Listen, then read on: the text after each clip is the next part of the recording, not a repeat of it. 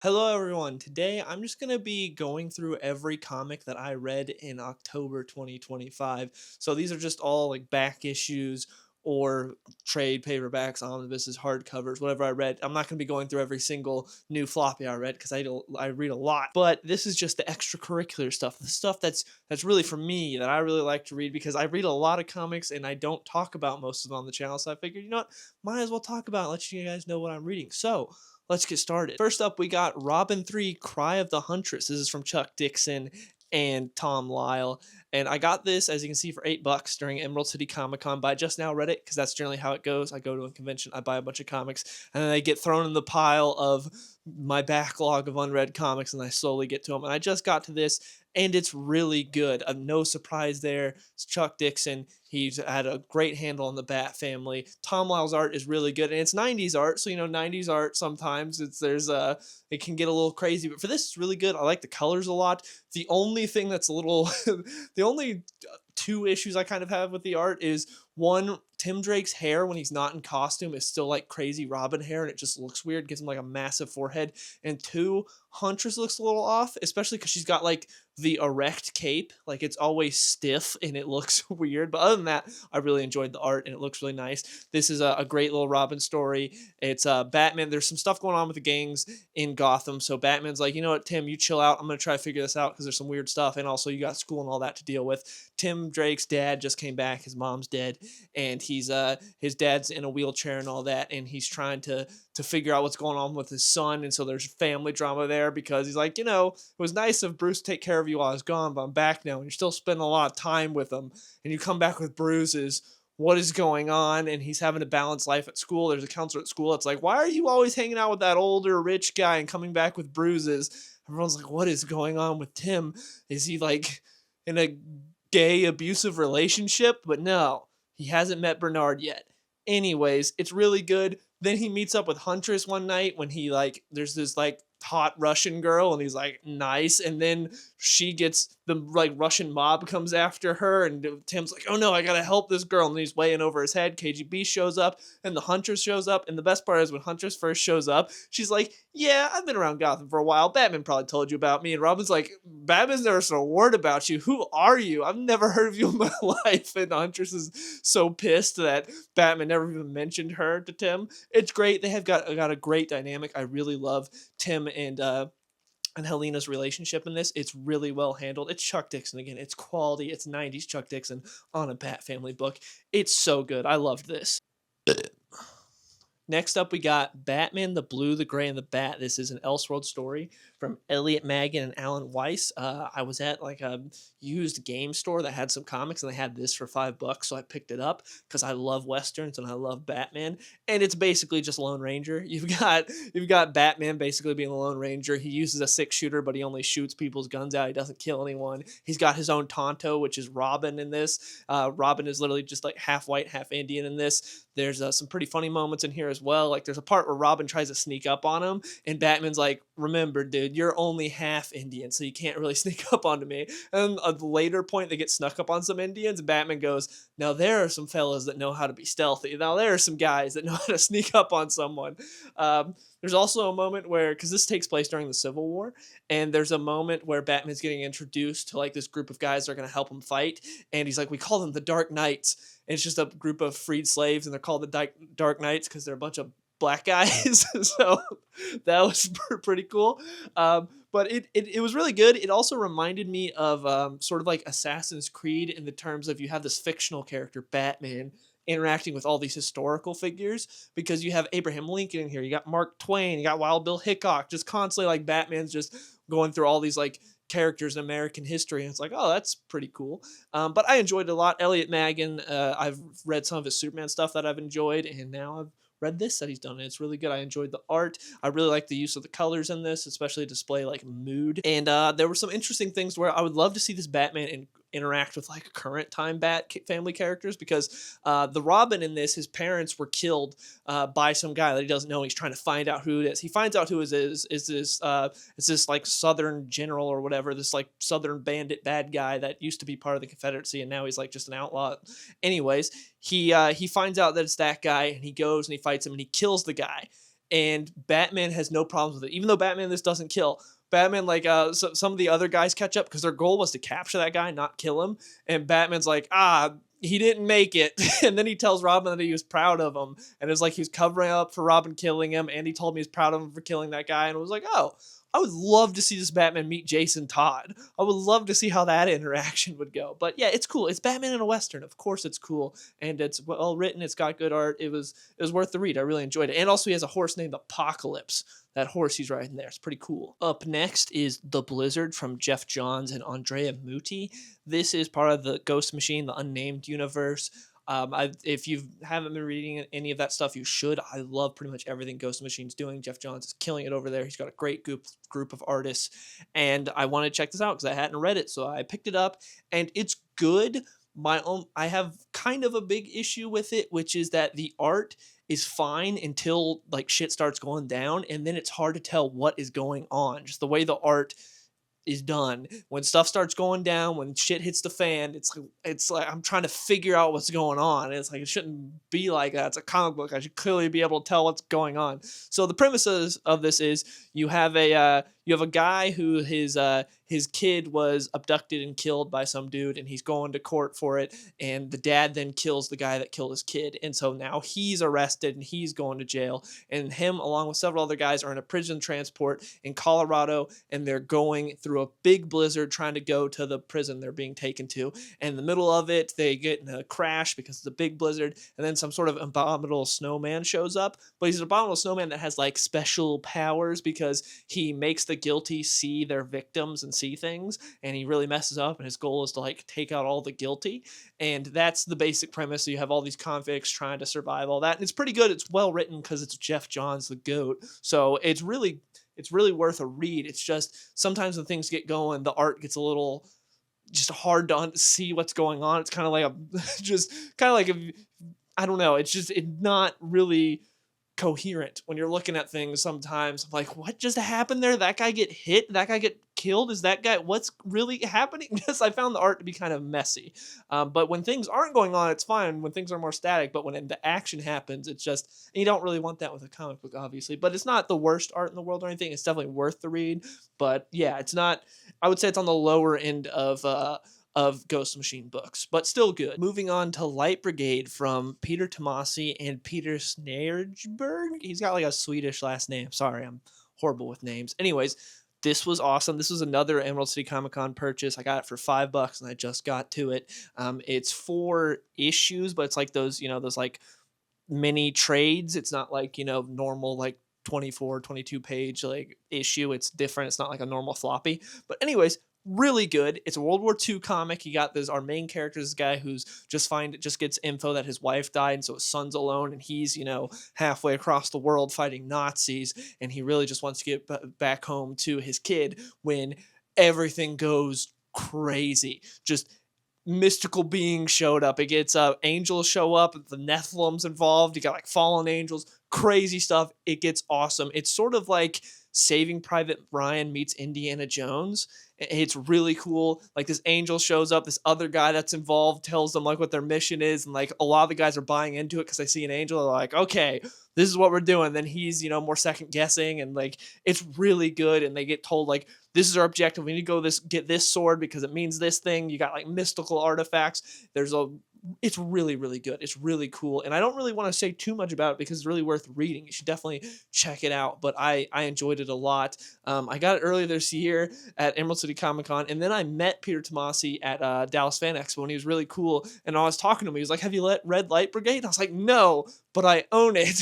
But I haven't read it. I felt kind of bad. And then now I've read it. And it's really good. Next up, I got Outcast from Robert Kirkman and Paul Azqueta. However you pronounce that name. Sorry, again, terrible with names. This I got from like a used bookstore I found for like $5. I was like, oh, Robert Kirkman is always solid, so I'll check it out. You got this dude in a small town, and he gets approached by a preacher that he knows. It's like, hey, can you help me with this exorcism because you kind of have experience and stuff like this? And he gets dragged out. He goes to exorcism. Things go crazy. He ends up getting the demon out through like using his blood. And anytime he touches the possessed child, the demon does not like it. But they also want him, and they call him an outcast. And from there, things just get even crazier. There's a there's a lot of history with him and what he did to his family, because some stuff involving his wife and his child, but they're not around anymore, as in they're still alive, but they're separated because he did some things that I won't entirely spoil. But it's really good. There's there's a great moment where he's got an adopted sister, and she really takes care of him, even though this guy's just been rotting away because some stuff happened with his mom when he's a kid. So ever since then, and then of course also stuff that happened with his wife and daughter, he's been, as the book says, an outcast, and he's just been rotting away in his home. But his sister will drag him out every now and again to go do stuff, his adopted sister. But anyways, there's one time when he's in town, he's like at the grocery store, and he sees this guy, and he's like, "Hey, are you?" I can't remember the name, dude. Evan. We'll say Evan. He's like, "You're Evan?" He's like, "Yeah, man, I'm back. I'm on this 12-step program. I'm trying to say sorry to people I've wronged and better myself, blah, blah." And our main character just beats the shit out of him, just starts punching him, starts kneeing him in the face. And then comes along our main character's sister's husband, who does not like our main character because, like I said, there's a lot of history and some things, and he's an outcast. But he sees him. He's like, "Why are you beating that guy up? What's going on?" He's like, "That's Evan." And then the husband comes and just beats the shit out of him too. And so they team up and they have a conversation afterwards. And you learn that this was a guy that molested this girl, because the girl was a part of a family that adopted a lot of kids, had kids constantly coming in and out, like a foster home. And this was an older kid that molested her, and so that's why her adopted brother and her husband beat the shit out of him. I was like, that's such a great moment where they both just team up and beat the shit out of that guy. That was great. But anyways, read Outcast. It's really good. It's like a horror book. There's some supernatural stuff. I have no idea how long the entire thing is, but this first trade is 6 issues, and I liked it. It's Robert Kirkman. Of course, it's solid. Next up, we got Blueberry from Jean Michael Charlier. Sorry, again, terrible with names. And then Mobius. This is such a pretty book. The art in this is fantastic. I'm not the biggest fan of the use of colors. I feel like they go a little overboard, and they just start throwing colors everywhere that don't always make sense or really enhance the book, but the pencils are amazing.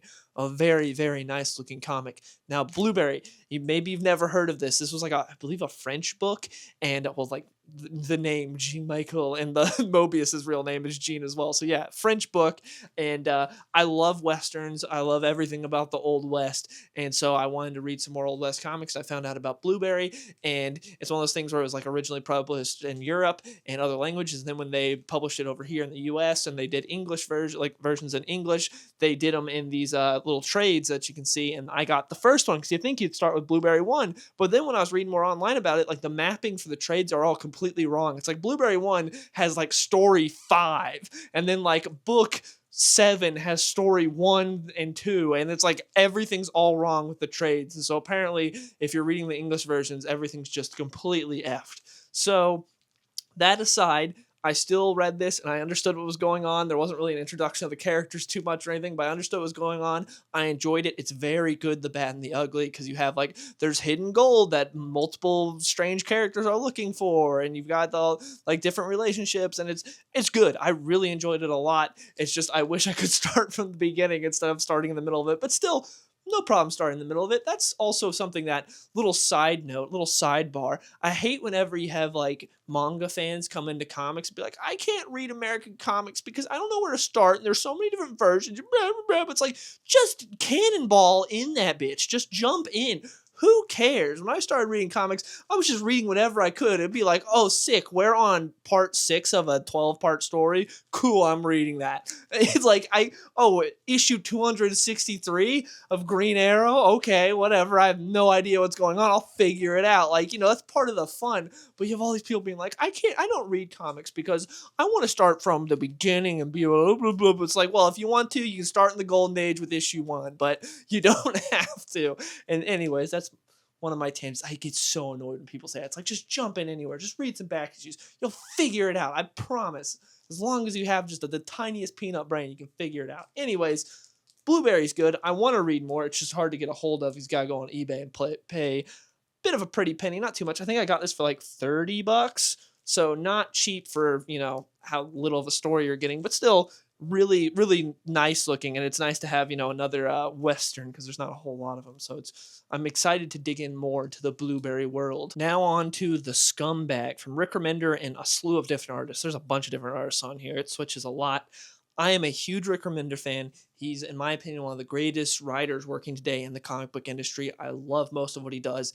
This book was a stinker, though. It sucked. I was not a fan of the Scumbag. As you can see, I invested in it. I got the deluxe edition. I love the big, oversized editions.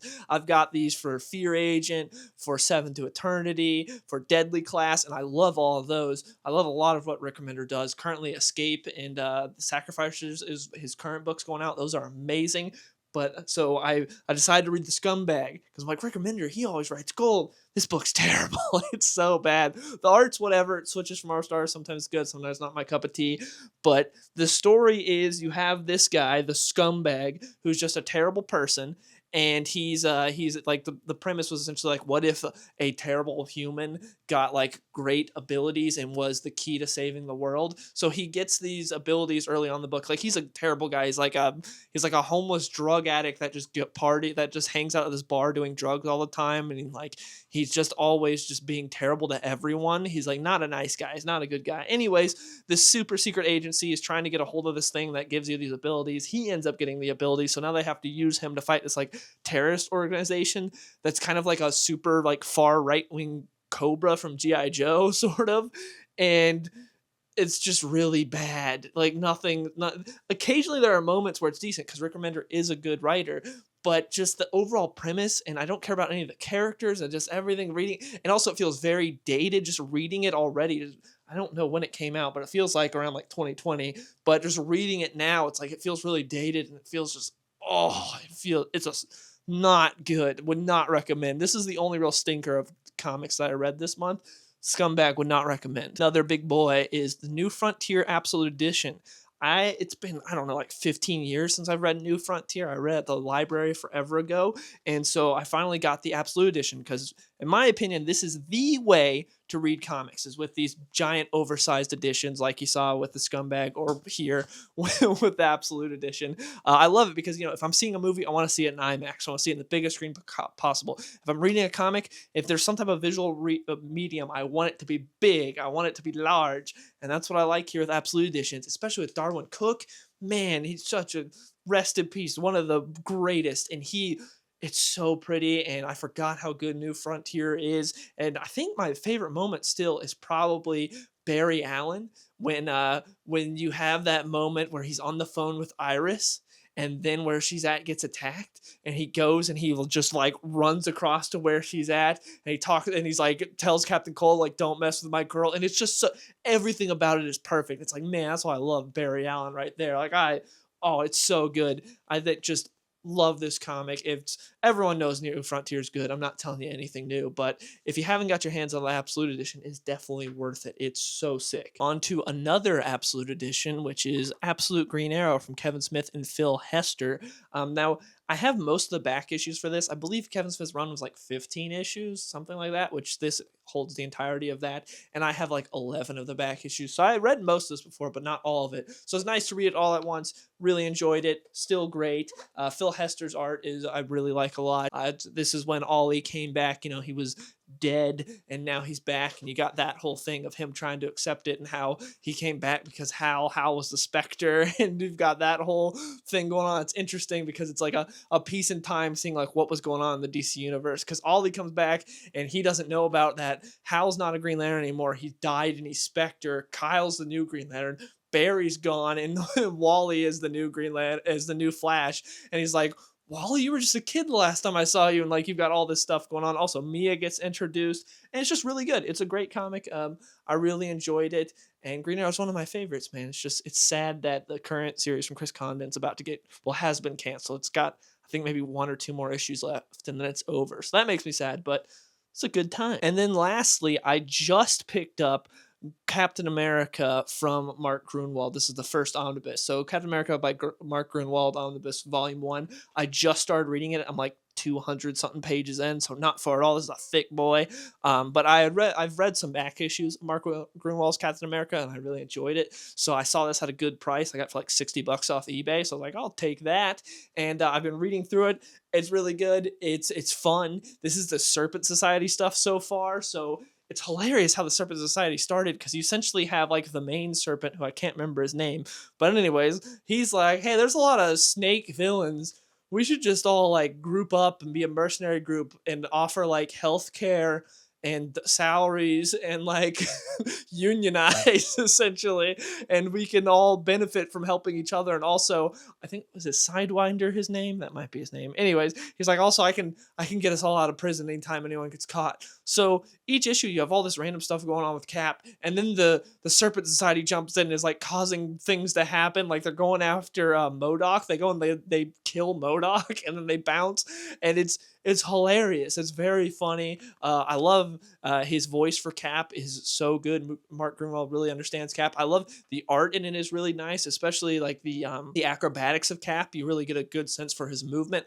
There is a bit of that sort of early comics or older comics things of where there's some explaining of things that I don't need explained because I can see them. You know how like when you read a book, every single thing has to be explained to you because you can't see it. But with a comic, you can see it, but some of the writers will still explain it to you in the older comics. Grunwald does a bit of that. It's not too bad, and it's not constant, but there are some times where he's like, Captain America is explaining exactly what he's doing, or a villain's explaining exactly what they're doing. It's like, that's just a waste of words. I can see that. But overall, I'm really enjoying it so far. And again, as you can see, I'm not very far into it, but I'm really enjoying it. It's a good time, so I look forward to getting through the rest of this and eventually getting the second volume of the Omnibus. But anyways, that's basically it. I hope you guys enjoyed this video, just me talking about some of the comics all of the comics I read this past month. Yeah, because I read a good bit of comics and I talk about a very small fraction of them, so I figured this could be fun. If you guys enjoyed it, maybe I'll do it again next month. We'll see. But yeah, let me know in the comments below if you enjoyed the video and what comics did you read this past month. I want to hear from you guys. What are some of your favorites that you've read? I'm talking about as far as like I was going over, where it's like back issues or trades or hardcovers, omnis, not the new like stuff coming in every month. I'm curious what you guys are just going back and randomly plucking out and reading. Anyways, thank you so much for watching, and I will see y'all later. Skinny boy, saucy boy, I be running to the bank. Yeah, you know I hit the gas in the whip full tank. Riding past the ocean while I'm listening to Frank.